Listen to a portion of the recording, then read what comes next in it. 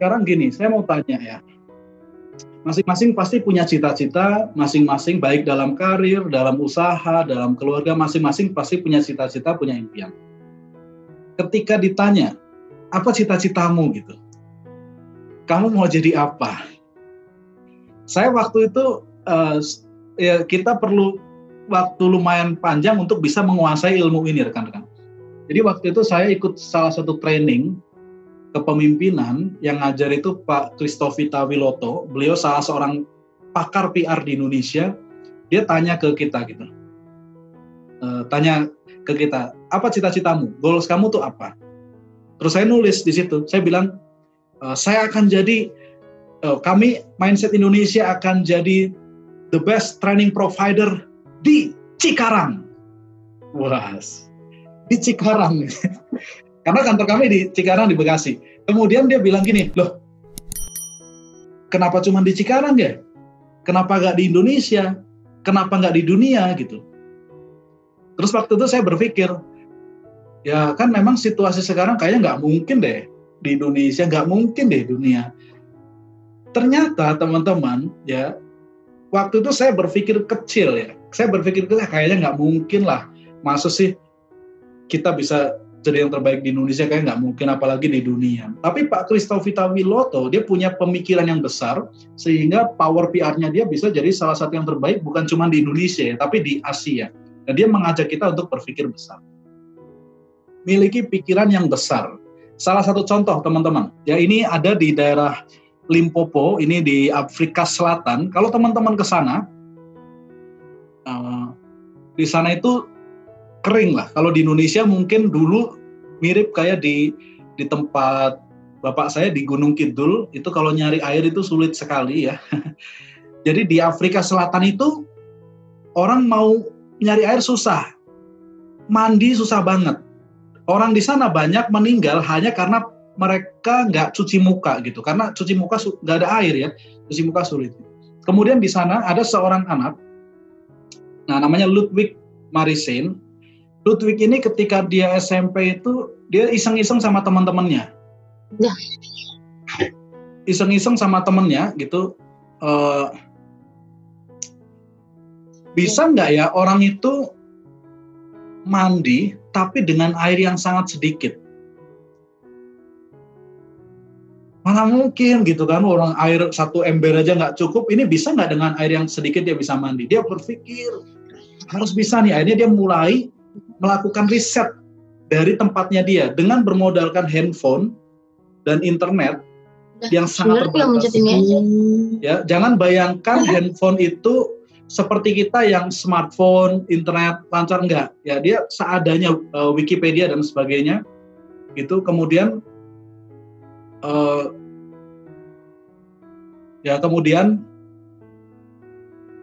jadi dari handphone saja dia belajar dari situ ya, kemudian dia coba kembangkan teman-teman ya, dan akhirnya dia bisa menciptakan satu ramuan namanya dry bath.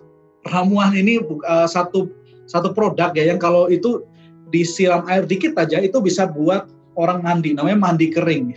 Jadi membantu masyarakat yang kekurangan air di sana. Nanti teman-teman bisa googling cerita lengkapnya, Ludwig Marisin. Kemudian dia sekarang mengembangkan satu perusahaan ini yang produknya adalah untuk mandi tadi. Jadi berpikir besar. Sukses ditentukan oleh ukuran pikiran seseorang.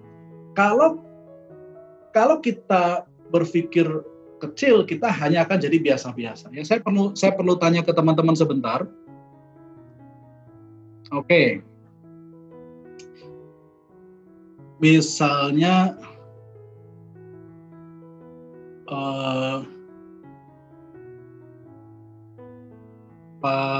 Pak Parlin. Nah, ini Pak. Pak Parlin, Pak. Katanya tadi pakarnya training online. Pak Parlin, boleh tanya Pak, cita-cita Bapak apa Pak Parlin? Cita-citanya yang sekarang beda sama yang dulu Pak ini. Oke, yang sekarang aja Pak ya? Yes. Kalau cita-citanya sekarang ya apa Pak ya? Dalam hal mungkin jadi trainer Pak, dalam hal HR biasanya. Iya, kalau dari segi, ya intinya ingin berguna, apa yang saya hasilkan harus bisa berguna untuk orang lain sih, intinya itu aja sih Pak. Yes, good Pak. Nah itu kita punya goals. Nah sekarang bisa diperjelas lagi, dibuat lebih besar lagi Pak. Misalnya bergunanya untuk 1 orang, atau 2 orang, atau 10 orang.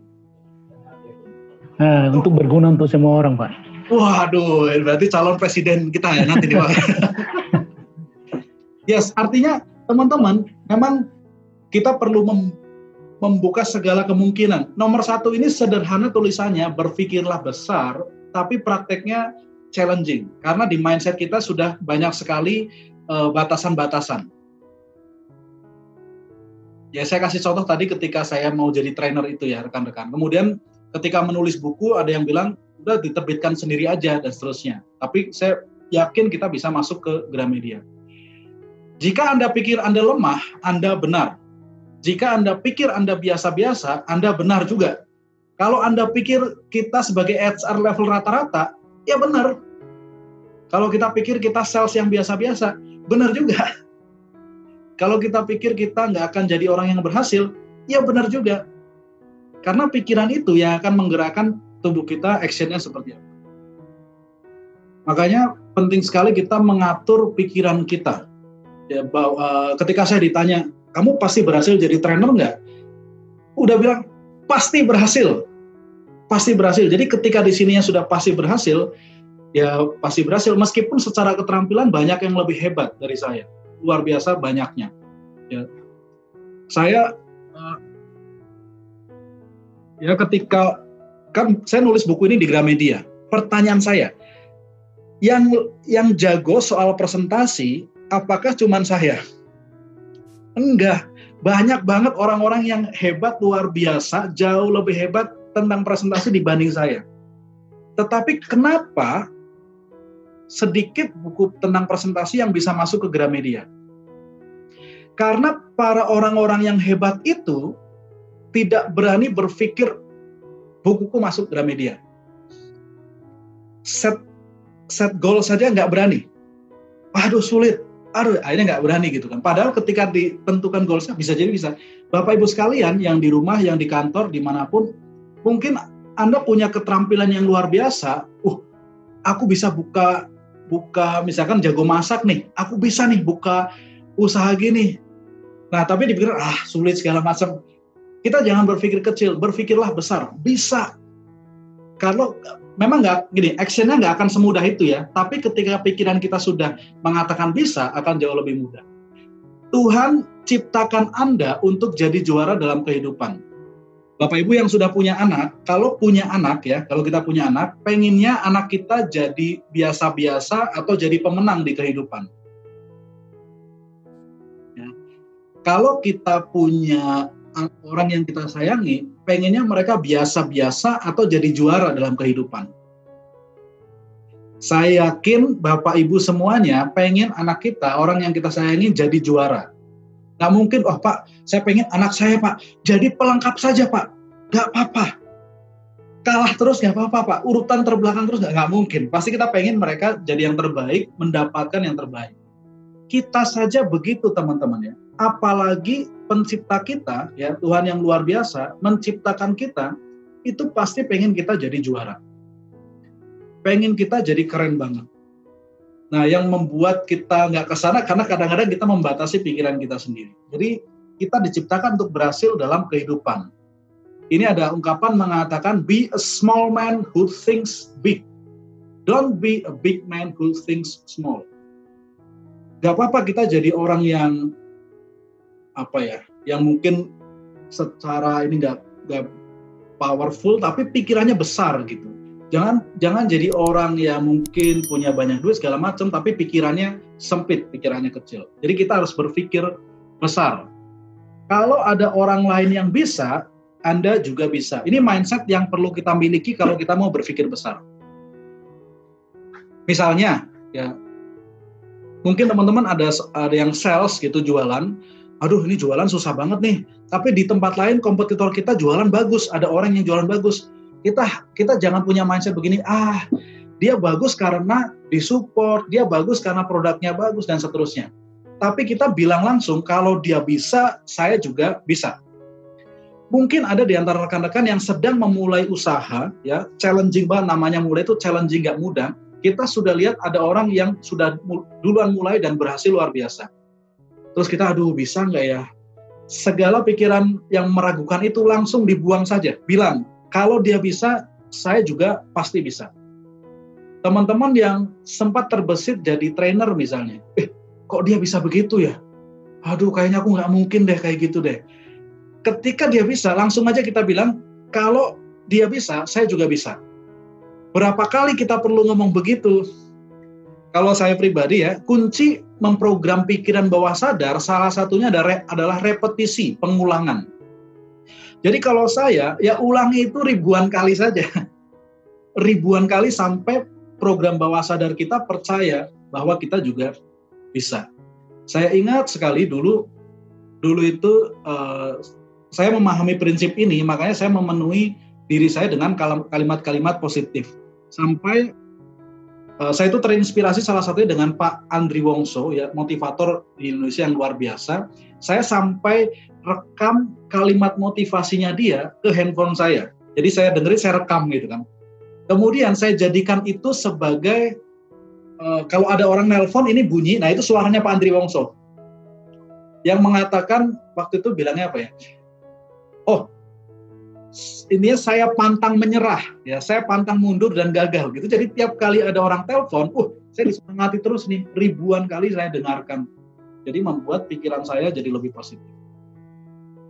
Jangan batasi pemikiran kita. Ya Tuhan ngasih peluang yang besar sekali. Jangan batasi pemikiran kita.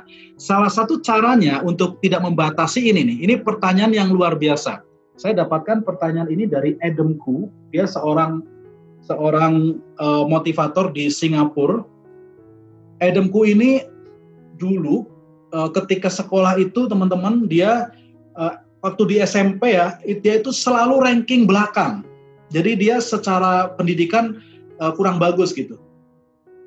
Kemudian dia mengikuti satu training dan dia mengubah pemikirannya dan akhirnya dia bisa menjadi salah satu 1% orang paling pintar di kampus di Singapura, kampus terbaik di Singapura.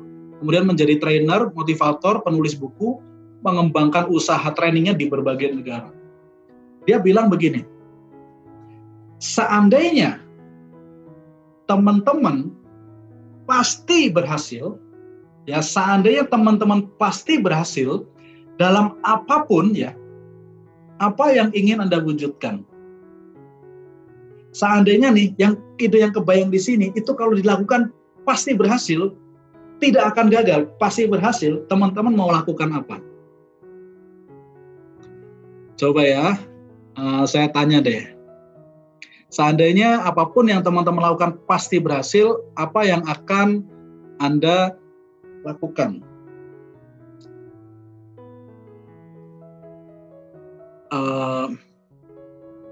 Coba ini Bu Agnes Novidayu. Halo Bu. Halo Bu Agnes.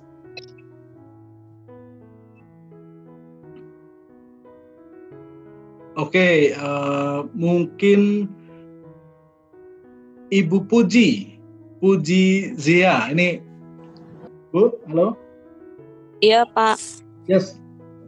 Seandainya apapun yang Ibu lakukan pasti berhasil, Ibu mau ngapain kira-kira? Suaranya putus-putus. Oke. Ya, bisa dibaca di slide-nya Bu. Seandainya apapun yang Ibu lakukan pasti berhasil, kira-kira apa yang akan Ibu lakukan, Bu?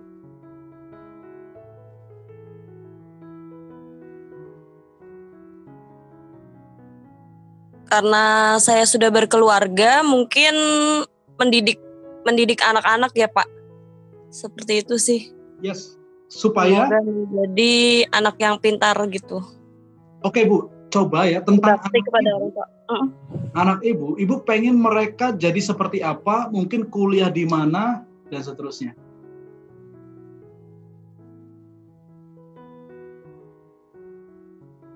Putus-putus, Pak. Oh, oke.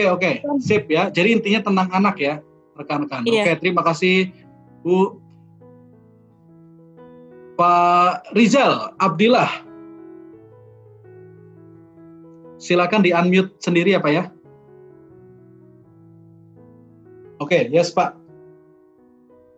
Ya, kalau seandainya setiap yang saya lakukan pasti berhasil, mungkin dalam waktu dekat ini sebenarnya saya ada keinginan Yes.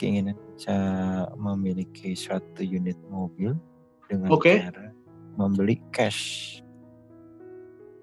Nah, Yes. itu dalam waktu dekat saya punya keinginan seperti itu. Yes. Gitu, Oke Pak. ya. Jadi pengen punya mobil langsung bayar cash ya. Luar biasa. Oke, terima kasih Pak ya. Good Pak. Oke. Excellent. Coba Bapak Ian Syah Pak. Silakan Pak. Ya Pak. Yes. Ya. Seandainya apapun yang saya lakukan berhasil, saya ingin buat yayasan charity Pak. Buat? Yayasan charity. Wah, luar biasa Pak. Kenapa ini menjadi satu goals Bapak?